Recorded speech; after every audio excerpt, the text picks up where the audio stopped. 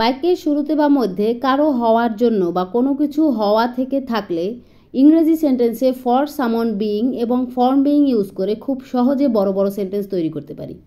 আসসালামু আলাইকুম। First of all দেখব কাহারও হওয়ার জন্য থাকলে সেন্টেন্সের মধ্যে আমরা কিভাবে ফর সামন বিইং ইউজ করব। প্রথমে কিছু ছোট সেন্টেন্স দেখি। তার খুশি হওয়ার জন্য, ফর হার বিইং হ্যাপি। তার ধনী হওয়ার জন্য, ফর হার বিইং রিচ। আমার কঠোর পরিশ্রমী হওয়ার জন্য, for my being hard worker. তার সন্তুষ্ট হওয়ার জন্য, ফর হিজ বিইং প্লেসড।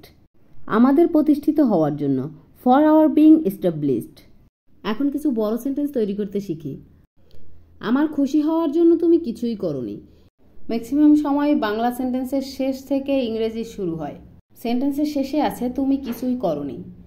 কিছুই করোনি এটা পাস্ট টেন্সে আছে। সো আমরা লিখতে পারি you didn't do anything. Do anything না লিখে আমরা যদি সরাসরি নেগেটিভভাবে বলতে যাই তাহলে বলতে পারি ইউ ডিড নাথিং। এভাবে লিখলেও ভুল হবে না। তাহলে তুমি কিছু করোনি হয় ইউ ডিডেন্ট ডু এনিথিং। এরপরে আমরা সেন্টেন্সের প্রথম অংশটুকু দেখি। আমার খুশি হওয়ার জন্য, ফর মাই বিইং এর মানে দাঁড়ায় আমি হওয়ার জন্য। সো সেন্টেন্সটি আছে আমি খুশি হওয়ার জন্য। হ্যাপি অর্থ খুশি, তাহলে আমরা লিখতে পারি ফর মাই বিইং হ্যাপি। এছাড়াও এই সেন্টেন্সটিকে আমরা আরও একভাবে বলতে পারি you did nothing to make me happy. তুমি আমার খুশি হওয়ার জন্য কিছুই করনি। পরের সেন্টেন্সটি দেখি। আমাদের প্রতিষ্ঠিত হওয়ার জন্য মা অনেক চেষ্টা করেছেন। প্রথমেই আমরা লিখব মা অনেক চেষ্টা করেছেন। চেষ্টা করেছেন এর ফল এখনো শেষ হয়ে যায়নি, সো এটি প্রেজেন্ট পারফেক্ট টেন্সে হবে। সো আমরা লিখতে পারি মাদার চেষ্টা করেছেন, হ্যাজ ট্রাইড। যেহেতু বলা হয়েছে অনেক চেষ্টা করেছেন, সো অনেক বলতে আমরা লিখতে পারি আ লট।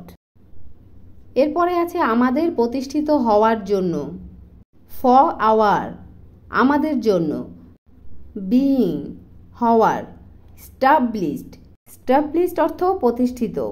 সো সেন্টেন্সটি দাঁড়ায় mother has tried A lot for our being established. এছাড়াও এই সেন্টেন্সটিকে আমরা আরও একভাবে লিখতে পারি mother has tried A lot for us to B established. এখানে বিইং এর পরিবর্তে আমরা টু বি লিখেছি। একজন পরিশ্রমী ব্যক্তি হওয়ার জন্য কেউ আমাকে সচেতন করেনি। Nobody made me conscious for my being a hard working man. Conscious অর্থ সচেতন, হার্ড ওয়ার্কিং ম্যান কঠোর পরিশ্রমী ব্যক্তি। এখন শিখব কিভাবে আমরা ফর্ম বিইং ব্যবহার করব। ফর্ম বিইং এর অর্থ হয় হওয়া থেকে। সো সেন্টেন্সের মধ্যে হওয়া থেকে প্রসঙ্গে আমরা ফর্ম বিইং ব্যবহার করব। ছোট সেন্টেন্সগুলো দেখি। ধনী হওয়া থেকে, ফর্ম বিইং রিচ। লোভী হওয়া থেকে, ফর্ম বিইং গ্রিডি। দরিদ্র হওয়া থেকে, ফর্ম বিইং পুয়ার। এই টাইপের বড় সেন্টেন্সগুলো কিভাবে তৈরি করব দেখি। কঠোর পরিশ্রম তোমাকে দরিদ্র হওয়া থেকে বাঁচাবে। কঠোর পরিশ্রম ইংরেজিতে লিখতে পারি হার্ড ওয়ার্ক। যেহেতু বলা হয়েছে তোমাকে দরিদ্র থেকে বাঁচাবে, সো বোঝা যাচ্ছে এটা ভবিষ্যতের কথা বলা হয়েছে। এখানে ফিউচার ইনডিফিনিট টেন্স ইউজ করব।